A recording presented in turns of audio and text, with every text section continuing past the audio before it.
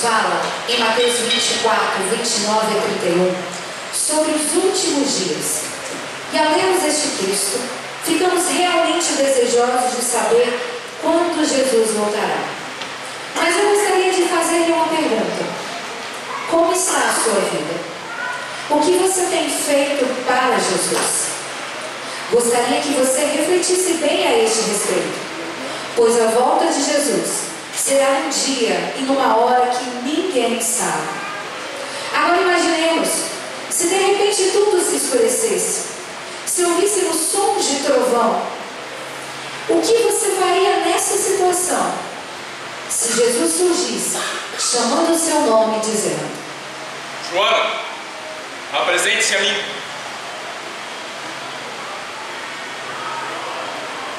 Mostre-me suas mãos. Senhor, eu sempre esperei por ti, por esse dia em que eu veria a tua glória. O Senhor sabe quantas tribulações e quantas perseguições eu passei por causa do teu nome. Esse aqui, mestre amado. Senhor, eu sei ver de toda essa seara.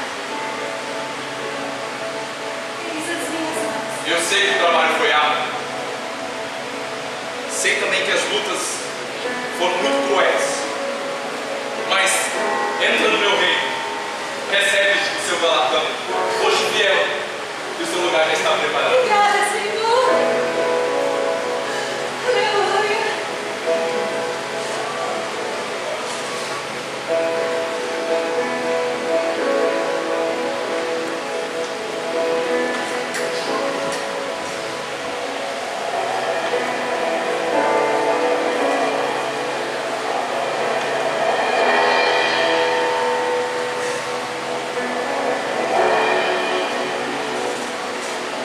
Maria, apresente-se a mim.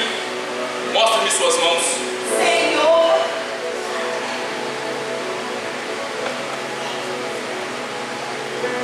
Eu sempre esperei por esse dia. Eu jamais desisti de ti. Diante de tudo que eu sofri, essa é a minha maior recompensa. Eu fui abandonada, eu fui traída por te seguir. Perdi amigos e familiares. E na faculdade, todos zombavam de mim. Eu fui desprezada por causa da minha fé. Eu vivi momentos de solidão. Mas hoje, trago em minhas mãos as marcas do que sofri. Eis-me aqui, Senhor. O seu sofrimento não foi em vão. Através de você, muitos conheceram a salvação. Aqui não haverá mais dor, e eu enxugarei dos teus olhos toda lágrima. Filha minha, tão amada, eu também marquei as minhas mãos em nome do meu amor. Mas entra no meu reino, recebe o seu galardão.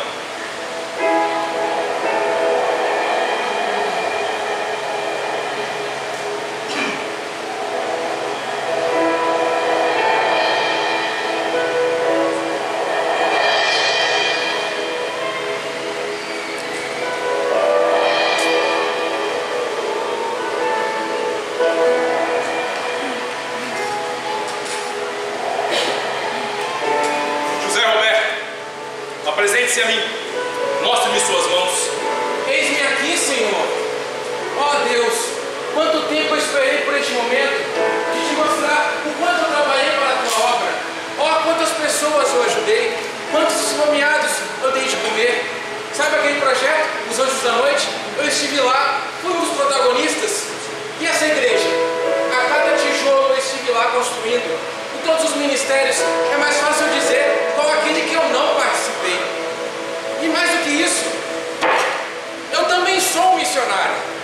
Quantas viagens missionárias eu participei? Quantas pessoas eu levei o teu amor para as pessoas? Ah, Deus! Quem dera se mais cristãos fossem como eu. Afinal, eu sou um exemplo a ser seguido. Minhas mãos estão aqui, Senhor. Eis minhas mãos. As obras não te salvam. O único sacrifício que pode levar o homem a Deus é o meu sangue derramado na cruz do Calvário. Só um coração humilde e que aceita essa verdade e compreende a sua incapacidade e dependência de Deus pode alcançar o reino dos céus. Em você eu vejo muito orgulho. Aparta-te de mim. Eu não te conheço. Vá para o fogo eterno.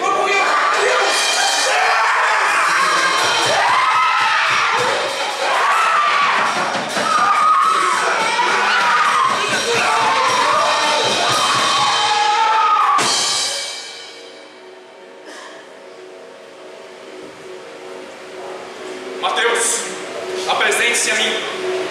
Mostre-me suas mãos.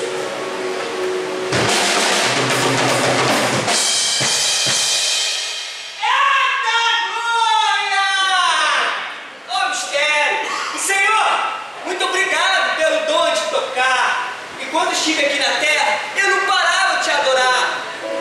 Aceitei, Senhor, vários convites, vários congressos, melhor dizendo, para te adorar, Senhor. Aqui está, Senhor, as minhas mãos. Em você eu vejo muito orgulho.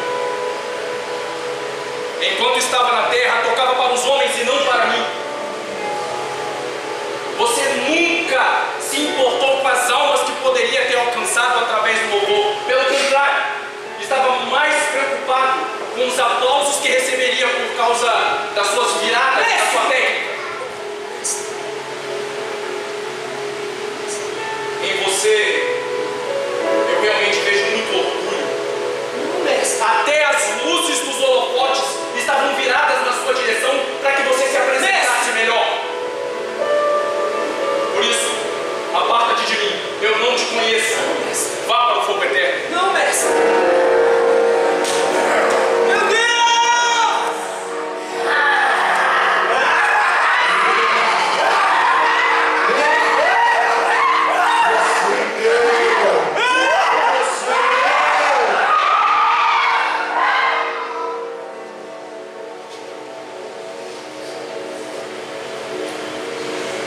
Jane, apresente-se a mim.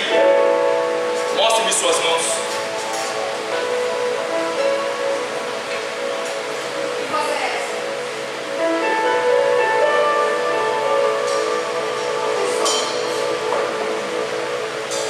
Quem é você? Eu sou Jesus, que morreu numa cruz para salvar o homem do pecado e do inferno. Todo aquele que me confessou na terra, eu o confessarei diante do meu Pai Celestial. Onde você está? Apresente-se, mostre-me suas mãos. Jesus, eu não posso me apresentar. Onde você está? Por que não pode aparecer? Jesus, por favor, chame outra. Eu não. Mostre-me suas mãos, Jane. Apresente-se a mim.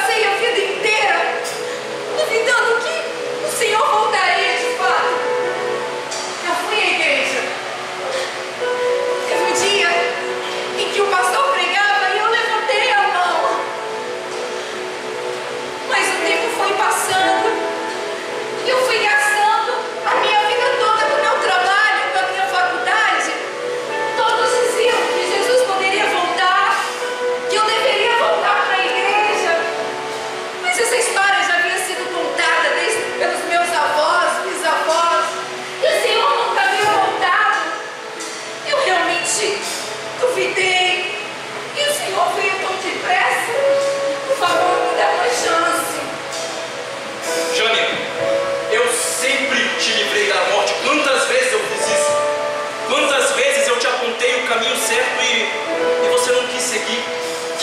Quantas vezes você zombou daqueles que me seguem?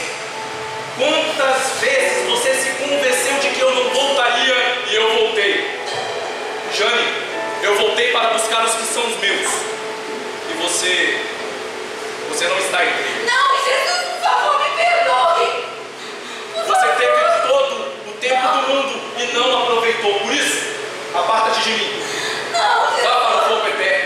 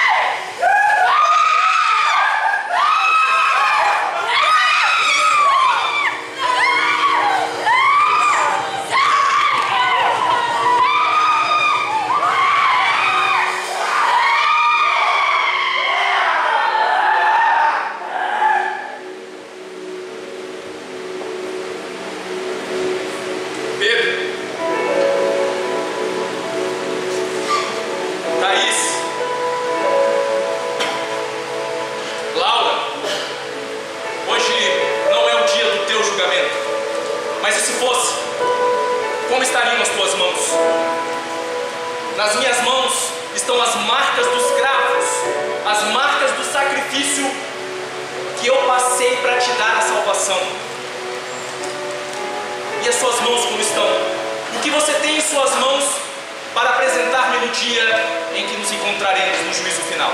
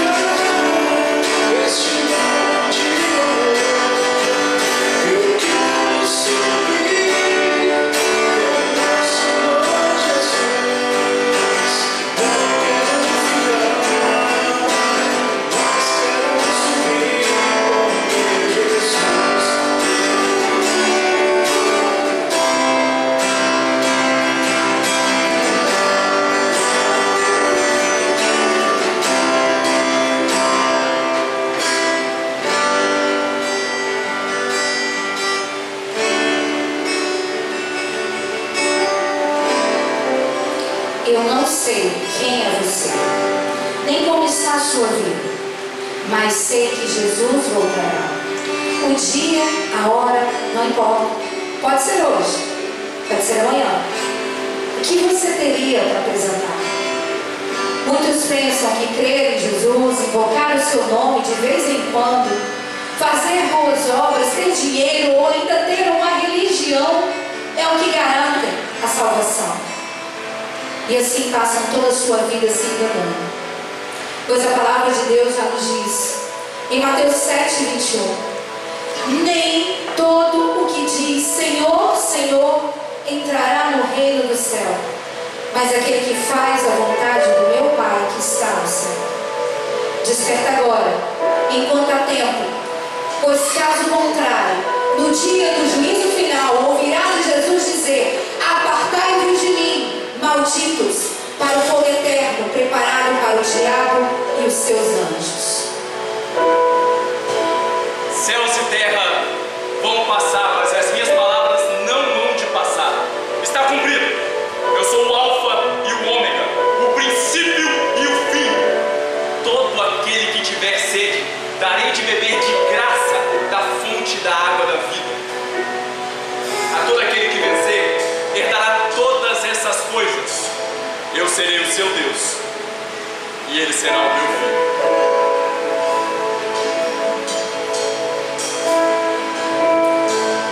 Só tu és santo,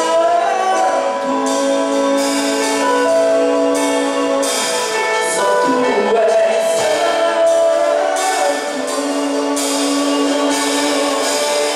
não outro como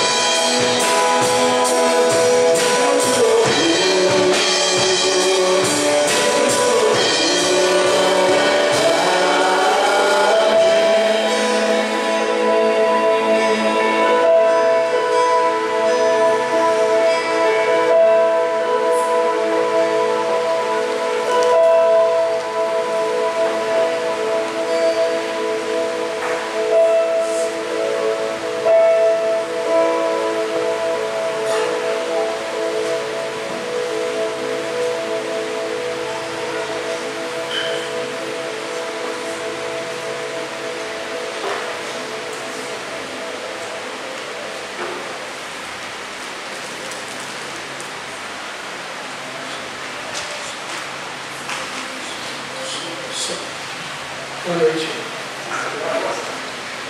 Ronaldo Rodrigo subiu ali tentando encontrar o som. Eu falei: meu Deus, é Ronaldo interpretando agora?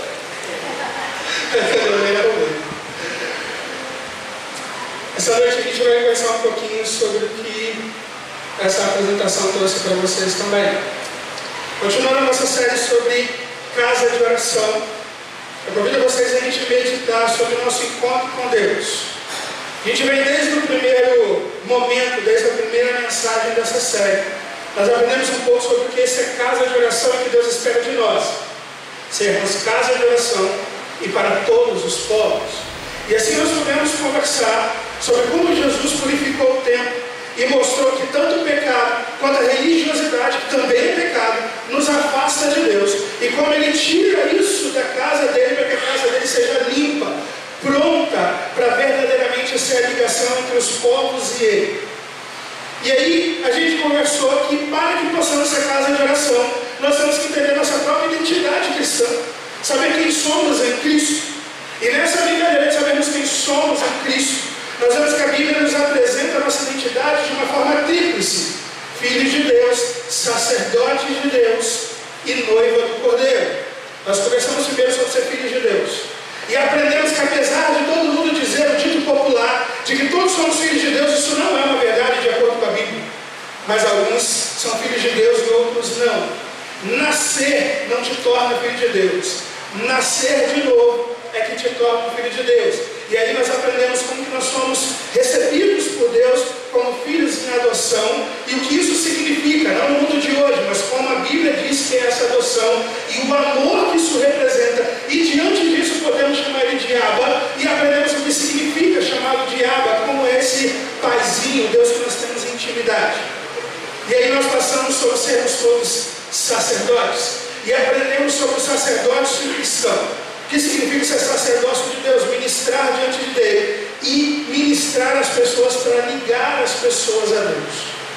Antes de nós irmos para a questão de ser noiva do Cordeiro e o que tudo isso significa para nós, eu ainda preciso conversar com os irmãos algo além que é sobre esse encontro que teremos com o Cordeiro em Cristo Jesus quando Ele voltar.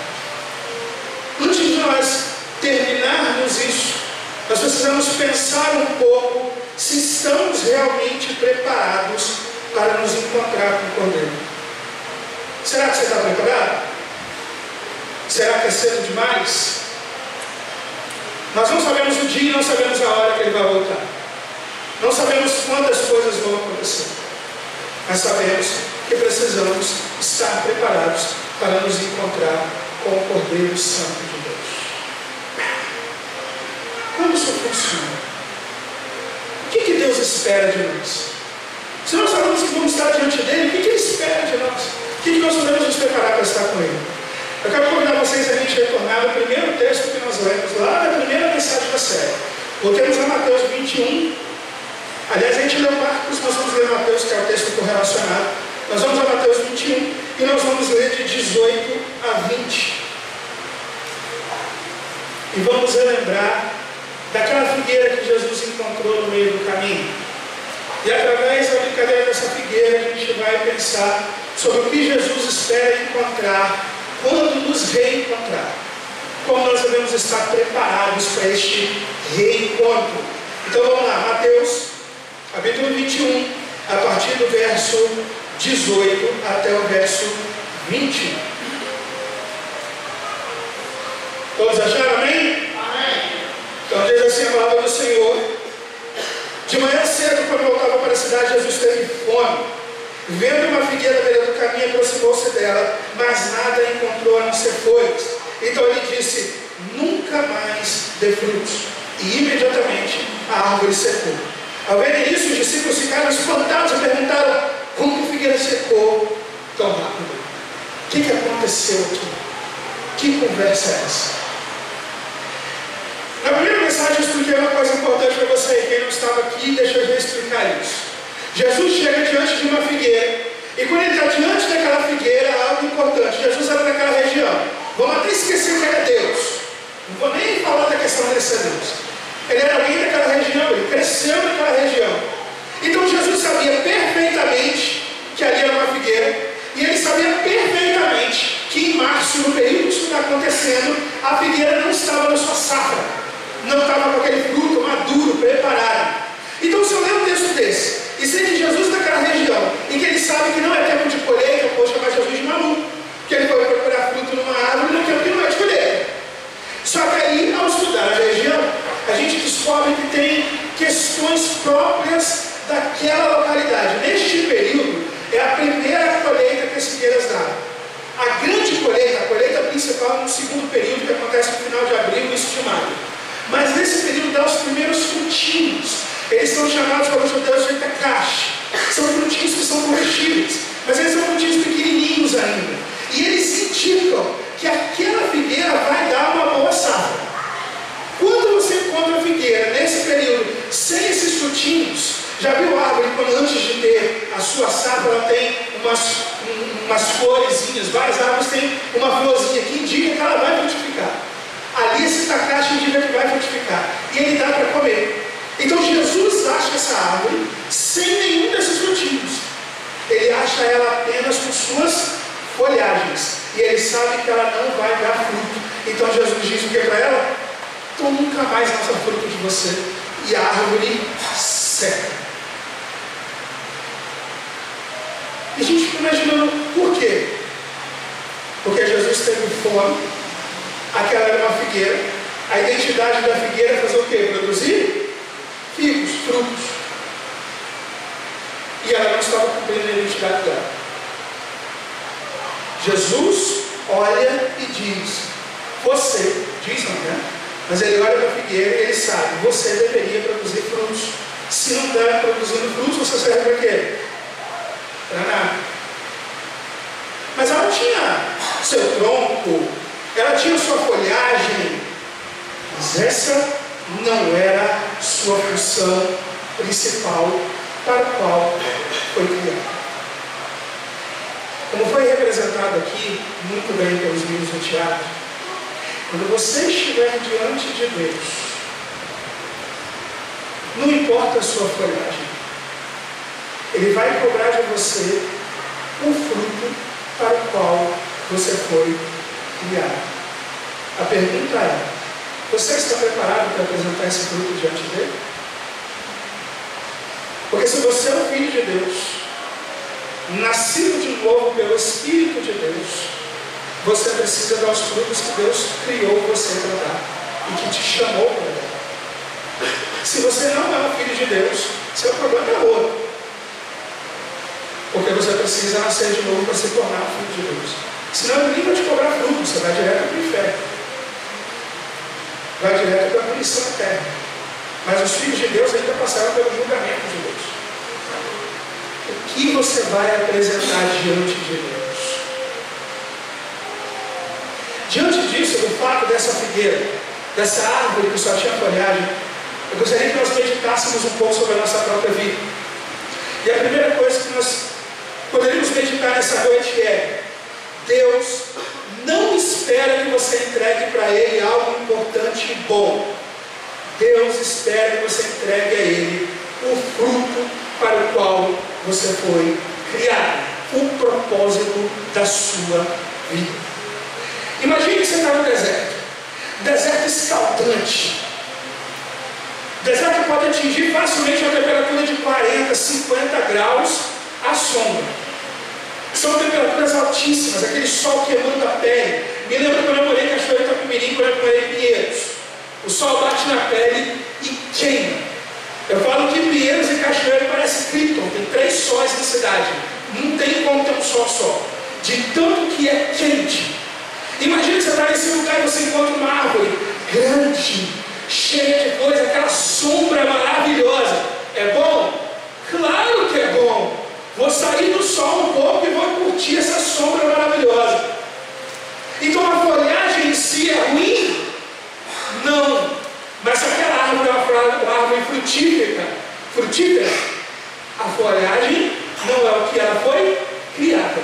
A folhagem é extra. E o que significa isso para a nossa vida? Sabe aquela história de que a gente faz muita coisa na igreja? Tem pessoas, eu conheci pessoas que tinham 10 cargos na igreja.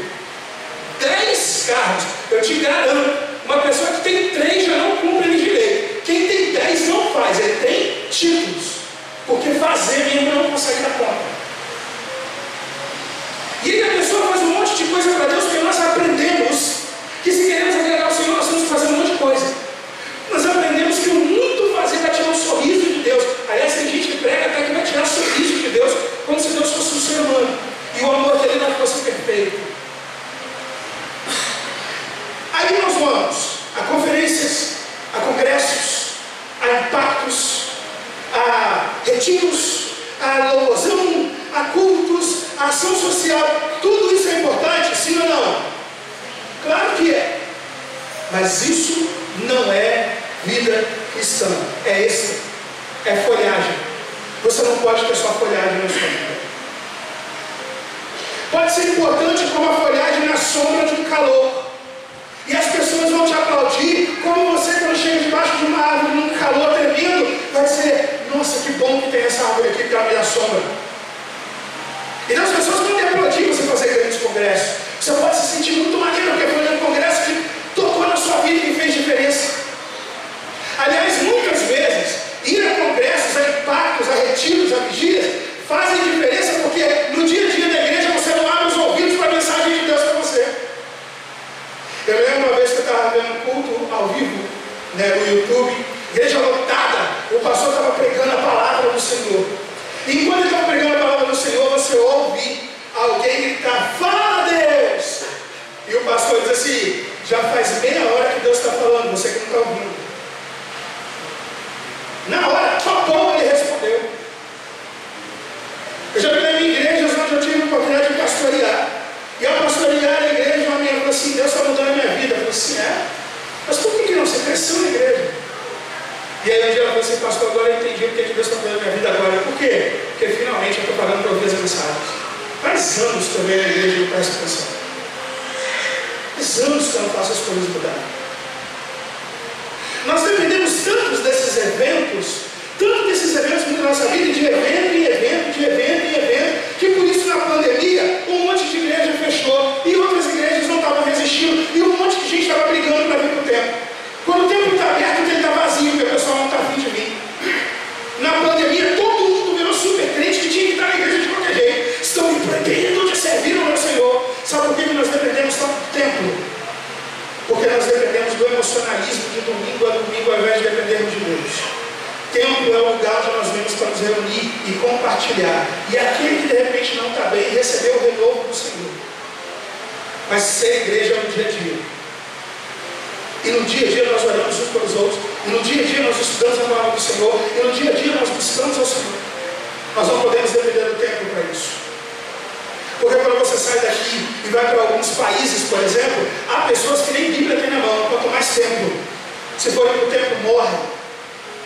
Há pessoas na China, a China comunista, que mata cristãos. Há pessoas que ao se reunirem, o louvor que elas fazem é parecido com o que os meninos vivenciaram lá no despertar. Eles olham uns para os outros e o louvor está na cabeça, porque eles não podem emitir som. Se emitir som, alguém denuncia, se denunciar, estão mortos.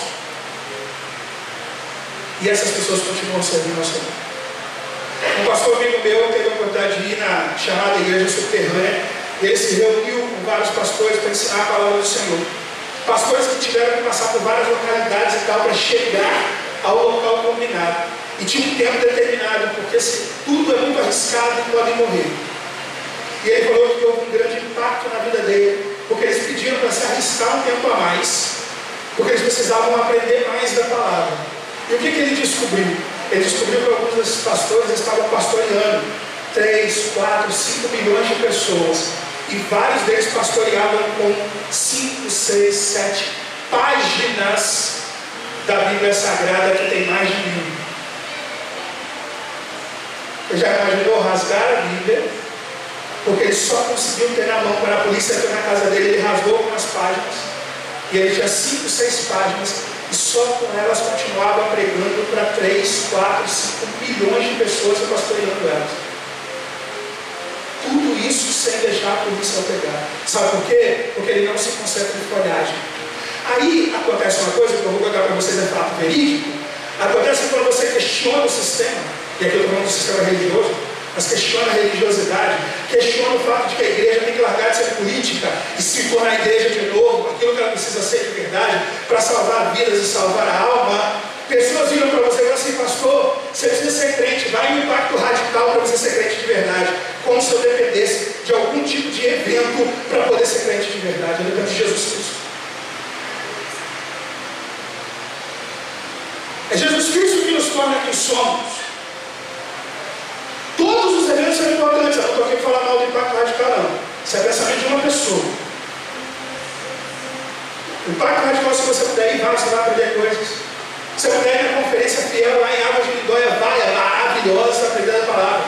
Se você puder ir eu ia falar o Reação, que é outro evento já, mas o Despertar, igual os meninos foram, bom. Muitas das coisas que os meninos viram aqui eu já conheço. Eu falei assim: não, manda esses meninos para esses eventos. Eles precisam saber que está acontecendo um monte de coisa que eles nem descobriram ainda, porque estão presos em ferrosa. Tem que sair um pouco desse pensamento. Então você vai no Despertar, você descobre que um monte de coisa está acontecendo. Você vai em outros eventos, descobre que um monte de coisa está acontecendo. E em retiro, eu vou em retiro, eu vou em vigília, eu vou em conferência, eu vou em impactos, eu vou em um monte de coisa. Não tem problema. O problema é você depender de folhagem. O problema é você ficar preso na folhagem. E um dia você está diante de Deus e você achar que vai dizer para Ele só porque você tocava no grupo de louvor, só porque você fazia isso ou fazia aquilo, que então eu sou o cara bam. Abra sua Bíblia, por favor, se ela já estiver aberta em Mateus, eu só sei o capítulo 7. E vamos ler a resposta de Jesus a quem acha que ter folhagem é o bastante. A quem vai para eventos e acha que o evento X, o evento Y, isso é o bastante. E não busca na verdadeira fonte. Mateus 7, a partir do verso 14, Jesus mostra como será o encontro com Ele. E o que isso vai acontecer. João, não precisa projetar, mensagem é na Bíblia. Tá? Eu tenho que instruir vocês melhor nisso, então eu já estou pedindo para vocês. Você pode projetar ao longo do culto. Na hora da mensagem, chega a galera Bíblia mesmo. E você que está com a Bíblia, tem um visitante de repente perto de você, alguém que está na igreja, observe se não tem uma Bíblia, ofereça a sua, junto com ele, vamos lá? Então, Mateus 7, de 14 a 23, olha o relato que Jesus traz, diz assim: como é estreita a porta e apertado o caminho que leva à vida, são poucos que a encontram. Cuidado com os falsos profetas. Eles viram vocês vestidos de ovelhas, mas por dentro são lobos devoradores. Vocês vão reconhecer eles por seus frutos. Pode alguém colher uvas de um espinheiro ou figos de ervas daninhas? Semelhantemente, toda árvore boa dá bons frutos, mas toda árvore ruim dá frutos ruins. A árvore boa não pode produzir fruto ruim, nem a árvore ruim pode dar frutos bons. Toda árvore que não produz bons frutos é cortada e lançada ao fogo. Assim, pelos seus frutos, vocês vão reconhecer essas pessoas. Nem todo que me diz Senhor, Senhor, entrará no reino dos céus, mas apenas aquele que faz a vontade do meu Pai que está nos céus. Muitos naquele dia me dirão: Senhor, Senhor, nós profetizamos em teu nome. Em teu nome nós expulsamos demônios e realizamos muitos milagres. Então eu claramente lhes direi: nunca os conheci. Afastem-se de mim, aqueles que praticam o mal. Não é a folhagem que garante sua entrada no céu. Se você já é filho de Deus, batizado, membro da igreja, não é a folhagem que garante que você estará com Jesus. Se você tiver a folhagem do jeito certo, e numa árvore a folhagem serve para fotossíntese, para fazer os processos que ela precisa fazer, se você tiver a folhagem do jeito certo na sua vida, ela será importante para você. Ela vai te ajudar a crescer. Quando você vai em um congresso, se você ouve direito as coisas e aprende na palavra e confere se o conferencista está pregando o que a Bíblia diz, que ele pode estar pregando um monte de bobagem, você pode crescer. Se você encontra outros irmãos, como eles tiveram a oportunidade de encontrar pessoas do Brasil todo, e divide coisas com eles e aprende coisas novas, eles fazer crescer. Se você vai a um retiro, onde você sai da sua agenda para ficar durante aquele período no retiro, orando e buscando ao Senhor, isso vai te fazer crescer.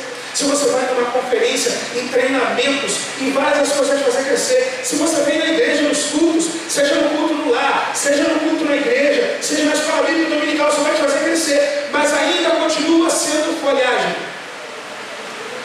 E quando estiver diante de Deus, Deus não perguntará a você quantos cultos você foi, quantos congressos você foi, quantas cestas básicas você deu. Nada disso, sabe por quê? Porque Deus considera isso básico para quem é filho dele. Faz parte natural, assim como a folhagem da árvore, faz parte dela e ajuda ela na fotossíntese. Então, o que Deus espera de nós? Você nasceu para frutificar. Todos os cristãos, todos os que se chamam pelo nome do Senhor, todos os que se chamam filhos de Deus, são nascidos para frutificar. Quando Jesus olhou aquela figueira, ele sabia que a identidade dela era uma árvore frutífera e ela tinha que dar um fruto específico para o seu filho. Quando Jesus olha para você, ele vê uma árvore frutífera e essa árvore tem um fruto específico para dar. E daqui a pouco eu vou te dizer qual é.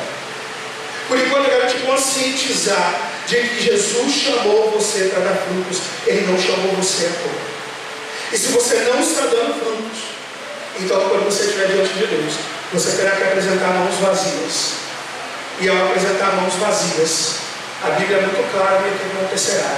Todo aquele que não dá fruto é lançado fora, no fogo para longe de Deus, porque não cumpre sua função de existir. Não faz aquilo que Deus espera. Abra sua Bíblia, por favor, em João capítulo 15.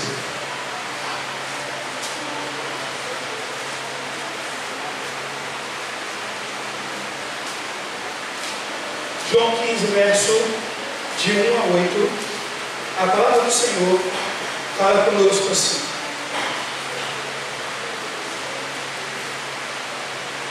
Eu sou a videira e meu pai é o agricultor.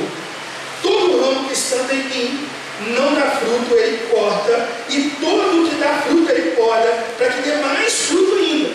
Vocês já estão vivos pela minha palavra que tenho falado. Permaneçam em mim, eu vou permanecer em vocês. Nenhum ramo pode dar fruto por si mesmo, se não permanecer na videira. Vocês também não podem dar fruto se não permanecerem em mim. Eu sou a videira, vocês são os ramos.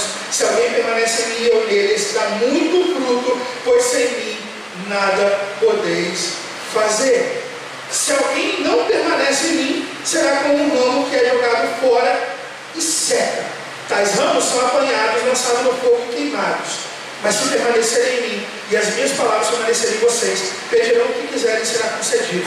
Meu Pai é glorificado pelo fato de vocês darem muito fruto, e assim serão meus discípulos. Então Jesus deixa claro que todo aquele que permanece nele, todo aquele que é nascido de novo, está ligado a ele, dá fruto, e não dá só fruto, dá muito fruto. E o fato de dar muito fruto glorifica a Deus. Se você não está dando fruto, você não glorifica a Deus. E ele diz que você não está dando muito fruto, se você não está dando fruto, significa que você não está conectado a Jesus. Então você não é filho de Deus, não pertence à videira. Você não pertence à videira. Infelizmente, a notícia que eu tenho para você não é boa. Você está indo para o inferno e sabe disso. E eu tenho a infelicidade de ter que te avisar isso. Porque eu gostaria de não ter que te avisar isso. É difícil eu ter que falar isso. E as pessoas sofrem quando a gente fala isso. Mas eu prefiro que você se ofenda comigo. Mas eu te vejo no céu do que não te dizer isso. Jesus está sempre com a mão estendida para você. Enquanto você estiver vivo, no momento que seus olhos se fecharem para a morte, não haverá retorno. Não haverá segunda chance. A palavra de Deus nos diz em Hebreus 9:27. A homem é dado viver uma única vez. Vindo depois disso o juízo. Mas você ainda tem tempo porque está aqui vivo olhando para mim. Ele quer que você se conecte a Ele. E através de você haverá muito fruto. E Jesus deixa claro algo muito importante. Ele tanto espera dos seus filhos, tanto espera dos seus discípulos o fruto, que ele diz que quem dá fruto não para por aí não, não é para ficar satisfeito não. Ele vai podar para que você dê mais fruto. Se você já foi, como eu morei em Pinheiros, eu estava na roça, vendo o pessoal cuidar de roça. Quando você poda uma árvore frutífera, na safra seguinte vem ainda mais. Ela cresce mais galhos, ela dá mais fruto, ela faz coisas ainda maiores. E é isso que Deus espera de você. A cada estação Ele quer mais fruto. E mais fruto, e para isso, Ele cuida de você, podando e cuidando de você. E Ele é a própria videira que manda a seiva para você, para que você possa dar fruto. E se a gente for buscar a Escritura em Mateus 7, a gente acabou de ler o texto, vai dizer o quê? Que quem é de Jesus dá fruto e não é um fruto qualquer, é um fruto bom. Porque a árvore boa dá bons frutos e a árvore ruim dá fruto mau. E Jesus diz o seguinte: quem dá fruto ruim também será cortado e lançado no fogo. Você percebe? A regra de Jesus é mais alta do que o pessoal quer dizer. Não basta só não dar fruto, tem que dar fruto bom, porque fruto ruim também é lançado no fogo. Fruto ruim é religiosidade. Religioso afasta as pessoas de Deus. Então fruto ruim também é lançado no fogo. Não dá fruto é não ter Jesus. Fruto ruim é religioso, que também não confia em Jesus. Só está na capa da religiosidade, mas está afastando as pessoas ao invés de trazê-las para Deus. Paulo vai falar sobre isso em Romanos 7,4. E ele diz que quando nós vivemos em Cristo, vivemos para dar frutos. Em Colossenses 1,10, ele diz que Deus nos chama para frutificar e um fruto bom para a glória dele. Em tudo na Escritura Sagrada nós estamos vendo isso. E quando você olha a parábola do semeador, o que acontece com o coração bom? A terra boa, nasce uma árvore que dá fruto para 30, para 60 e para 100. Se é a árvore boa, se é a terra boa, essa árvore cresce. Ou é chão duro cheio de pedra, ou é chão cheio de espinho, ou está apenas no caminho de passagem. Quem é você no reino de Deus? Que tipo de coisa você vai apresentar diante do seu Senhor? Deus virá a todos, filhos dele ou não. Todos enfrentarão o julgamento dele. Muitos querem citar a Escritura Sagrada fora do seu contexto, dizendo: Jesus não veio para julgar ninguém. Não veio. Mas a mesma Bíblia diz que quando ele voltar, aí ele volta para julgar. Ele volta para buscar a sua igreja. E todos passaram pelo julgamento dele. A primeira vida dele não era de julgamento, a segunda. A segunda, o que você vai apresentar diante dele? Deixa eu voltar à figueira. A figueira tinha uma identidade de criação. A identidade dela não era apenas folhagem, mas ela deveria estar dando fruto. Para uma árvore dar fruto, ela precisa estar plantada numa terra boa. Isso significa que a identidade da figueira estava relacionada à terra também onde ela está, porque da terra ela puxa seus nutrientes. Ok? As raízes vão e puxam os nutrientes para que ela seja uma árvore que tenha total condição de poder frutificar a seu tempo. O que isso significa para a nossa vida? Você é uma árvore que deveria ser uma árvore frutífera. Se você é uma árvore que deveria ser frutífera, seu fruto está relacionado, em primeiro lugar, está ligado à figueira, que é Jesus. Que está relacionado a você ser plantado em terra boa, que é o próprio Deus. Sua intimidade com Deus, sua ligação com Jesus, é o que define se você é uma árvore que irá realmente glorificar Deus dando fruto ou não. Por isso Jesus diz: todo ramo que estiver conectado a mim vai dar fruto. Seu fruto não é resultado do seu esforço próprio. Seu fruto é resultado da sua intimidade com Deus. Se você não tem fruto, não venha me dizer que você está conectado com Jesus, porque você faz Jesus mentiroso. Mas pastor, eu vou ao culto. Eu chorei no culto, o culto me impactou tanto, aquela mensagem foi maravilhosa. Só tem que ver os tios, um arrepio naquele dia. Você pode ter sentido o arrepio que for. Você pode ter pulado, rodado, falado em língua, você pode fazer o que você quiser. Ou você mente ou Jesus mente. Um dos dois é mentiroso. Eu prefiro crer que mentiroso é você, não Jesus.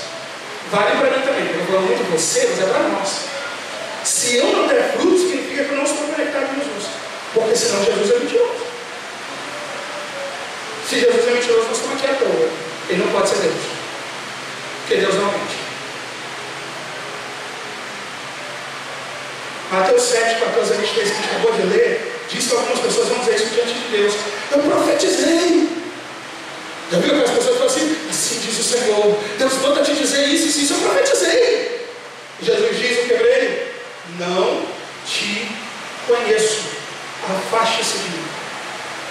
Senhor, em seu nome eu curei pessoas. Não te conheço, afaste-se de mim. Gente, isso é uma coisa que Jesus fala o tempo todo. Em Lucas 10, Jesus mandou os discípulos irem de 2 em 2 para pregar a palavra dele. Os discípulos saíram. Os discípulos voltaram super empolgados. Os caras estavam assim: Jesus, que coisa maneira. Ele estava lá e a gente expulsou o demônio e pessoas foram curadas. Eles estavam assim, super empolgados. Aí Jesus fala para eles: vocês estão empolgados por quê? Isso não é nada demais, não. Fiquem alegres, porque o nome de vocês está no livro da vida. O que Jesus está dizendo? A folhagem não é o importante. Ela faz parte, mas não é ela que define sua identidade. O que define sua identidade, que você foi criado, é para frutificar. A Escritura é diretamente ligada a frutificar. E aí, para encerrar, porque eu não posso deixar vocês sem isso, estou falando tanto de frutificar, ok. Mas o que isso significa? Que tipo de fruto Deus espera de mim? Como que eu posso me preparar para estar diante dele e entregar o fruto correto diante dele? Bom,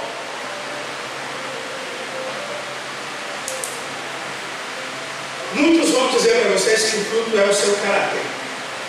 Eu e Daniel tivemos esse debate no dia no carro. Outros vão dizer para vocês que o fruto são pessoas, é evangelização. Estudando a Escritura Sagrada, eu vejo que eles não são excludentes. Eles são complementares. As duas coisas terão que ser apresentadas diante de Deus. E as duas coisas funcionam concomitantes. E aí eu comecei a pensar assim, Senhor, como é que eu explico um trem desse? Como é que eu vou explicar para a igreja que as duas coisas têm que acontecer juntas e que elas são um processo junto? E aí eu estava falando com a minha esposa, porque eu estava muito empolgado, acabei contando para ela, eu falei assim, eu tinha visto isso. Deus me fez observar algo muito simples. Você não está estudando o texto sobre fruto, observe as árvores, nela tem um segredo. A própria natureza de Deus nos prega o segredo e nos ensina. Porque quando Jesus fez esse lance da figueira, gente, ele não fez à toa. Como mestre que era, ele estava ensinando os discípulos no caminho, mostrando coisas da vida, como se ele fazia com as parábolas. Ele mostrou para eles o que acontece. E ele observar a árvore é o seguinte: na árvore frutífera ela vai dar um fruto. E agora eu quero que você pense que esse fruto que a árvore deu, ele é o seu caráter, o fruto do Espírito. Gálatas 5, 22 em diante. O fruto do Espírito, o caráter de Cristo em você. Nós já aprendemos, tá? Já mostrei para vocês em várias mensagens, e muitas vezes a gente vai reaprender isso e melhorar isso, que o que define um cristão não é o seu dom ou talento. Por isso Jesus diz que muitos vão profetizar, curar, fazer milagres, fazer um monte de coisa, e no entanto não de fé. Então não é o dom que faz isso. Falso profeta aí, está na programação de mensagens, no dia que eu vou ensinar para vocês sobre falso profeta, ele também se move nos dons. Ele também apresenta dons. O próprio diabo consegue curar. Nem à toa que quando Jesus estava curando, alguns chegaram a dizer que ele curava o nome de Deus. O diabo também tem suas facetas. O que define um cristão? O fruto do Espírito, que é o caráter de Jesus na sua vida. Quando você pega, por exemplo, Romanos 8, 28 e 29, Paulo, que entendeu isso bem, ele fala claramente que aquele que nos predestinou nos chamou para sermos conforme o seu Filho, a imagem do seu Filho. Imagem, caráter, no grego a palavra imagem e caráter é a mesma palavra. Então o caráter cristão, quem você é, define isso. Então sim, o fruto primeiro que Deus espera de você é o caráter cristão. Agora, para que serve o fruto? Além de comer. Para nós ele serve para comer. Mas para a natureza, para que ele serve o fruto? O fruto serve para proteger algo que está dentro dele, a semente. E quando ele cai na terra, ele aduba a terra para que a semente morra e nasça uma nova árvore.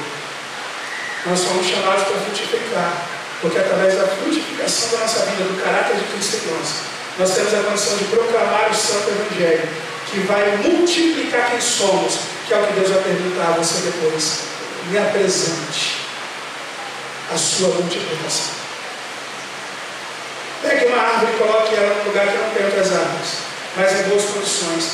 E cada fruto dela que vai cair na terra vai nascer novas árvores. E em breve você não tem uma árvore, você tem um pomar.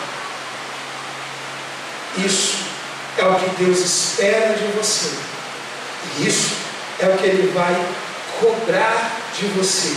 Porque o caráter de Jesus em você é o que protege a mensagem do Evangelho que tem que sair de você, que é a semente da palavra, para chegar ao coração de uma outra pessoa e ser regada no coração de uma outra pessoa, ser adubada no coração de uma outra pessoa, morrer e surgir uma nova árvore, outra pessoa, que é uma nova pessoa salva. Nenhum cristão foi chamado para viver para si mesmo. Mas o nosso fruto, ele cria novas vidas. Nós somos chamados para sermos múltiplos, para multiplicar a salvação de Jesus em outras pessoas. E isso acontece através da frutificação que é feita em nossa vida. Percebe? A identidade de Deus não é à toa. Ela é para te abençoar e para abençoar aqueles que estão em volta de você. Você foi chamado para ser como uma árvore plantada aqui em Ferrosa, para que Ferrosa se torne um pomar de pessoas salvas em Cristo Jesus. Se você não está levando outras pessoas a Jesus, nós temos um problema. Mas eu tenho uma notícia boa para você, de repente você diz assim, mas eu tenho medo de falar de Jesus, eu tenho isso, eu tenho aquilo. João 15, que a gente leu, diz que se permanecermos em Jesus e as palavras dele estiverem em nós vamos dar fruto. Por quê? Porque é ele que frutifica em nós. Em Gálatas diz que o fruto é fruto do Espírito. Quanto mais eu tenho intimidade com o Espírito, mais ele frutifica em mim. Em Atos 1,8 diz que quando o Espírito de Deus descesse sobre nós, nós teremos o poder para sermos testemunhas de Jesus, para viver esse Evangelho e ter o caráter de Cristo. E aí nós podemos fazer o que diz Mateus 28, 18, 20, falar e fazer novos discípulos. E aí fazer o que Paulo nos explica em 2 Coríntios 5, 17 a 21, como novas criaturas temos o ministério da reconciliação, que é levar as pessoas a Deus, sermos sacerdotes do Deus Altíssimo, levando as pessoas a Ele. Para cumprir o propósito de Deus na sua vida, você não faz sozinho, é o próprio Espírito de Deus que opera em você. Seu principal trabalho é ter intimidade com Ele, buscar a Ele, para desenvolvimento desse fruto da graça na sua própria vida. E Ele vai sair de você, porque você não pode viver para si mesmo. Essa é a melhor notícia que você pode ter. Não depende do seu próprio esforço. Nunca dependeu. Depende sim da sua intimidade com Deus e do seu crescimento com Deus. Para que Ele se desenvolva dentro de você e faça de você uma árvore frutífera. Você é filho de Deus? Se você é filho de Deus, você tem o Espírito Santo. Se você não está se desenvolvendo, é porque você não está buscando, porque Ele já está em você. Tanto que Paulo diz, não apagueis o Espírito. Nós podemos apagar o Espírito de muitas formas. Nós podemos apagar o Espírito porque não oramos, não buscamos e tudo mais, mas também podemos apagar o Espírito quando a gente faz muita coisa na igreja e acha que já é o super crente, que já está tudo certo. Porque nós também deixamos de buscar, também deixamos de crescer, porque achamos que o nosso trabalho nos dá merecimento de estar no céu. E esquecemos que ninguém merece estar no céu. Todos dependemos de Deus. O texto que nós lemos continua. Eu li com vocês até o verso 20, Mateus 21. E aí, Mateus 21, Jesus continua no verso 21 e 22. Ele diz assim: Jesus respondeu: eu asseguro que, se vocês tiverem fé e não duvidarem, poderão fazer não somente o que eu fiz à figueira, mas até este monte de Ceres: levanta-te e atira-te no mar. Assim será feito. Tudo o que pedires em oração, crendo, vocês receberão. Se você tiver fé nessa noite e pedir ao Senhor, Ele pode transformar você numa árvore frutífera. Se você tiver fé nessa noite e clamar ao Senhor, Ele pode te dar frutos bons. Se você tiver fé nessa noite e clamar ao Senhor, Ele te conecta a Ele se você ainda não está conectado. Ou se estava conectado e sente que em algum momento você se desconectou nele. Esta é a noite que você pode dizer: Senhor, eu quero estar contigo, porque eu quero estar no céu. E quero estar preparado para quando o Senhor perguntar dos meus frutos, eu não estar com minhas mãos vazias, mas estar preparado para poder entrar no céu contigo. E é isso que eu quero convidar você a fazer nessa noite. Eu não vou pedir para você sair do seu lugar. Eu não vou pedir para você ficar de pé. Eu vou pedir que todos curvem a cabeça. E a escolha de orar ou não é apenas sua. Porque como todo mundo está de cabeça curvada e olhos fechados, ninguém sabe se você está orando ou não. Se você tiver fé, verdadeiramente, então ore ao Senhor e diga: Pai, eu quero ser uma árvore frutífera, eu quero dar frutos bons, eu quero glorificar o teu santo nome. Eu não sei como, eu não sei o que fazer, eu nem sei se eu sou capaz de fazer, mas eu sei que nada disso importa, importa que o Senhor faça isso em mim, porque a tua palavra me garante isso. Então é você e Ele, é uma busca pessoal sua e Ele. Enquanto eles me estão tocando, eu vou primeiro pedir que façam só instrumental, um pouquinho. Você pode orar e pode buscar o Senhor. E depois nós vamos cantar uma última música, e ao terminar a música a gente vai orar pela vida de cada um de vocês.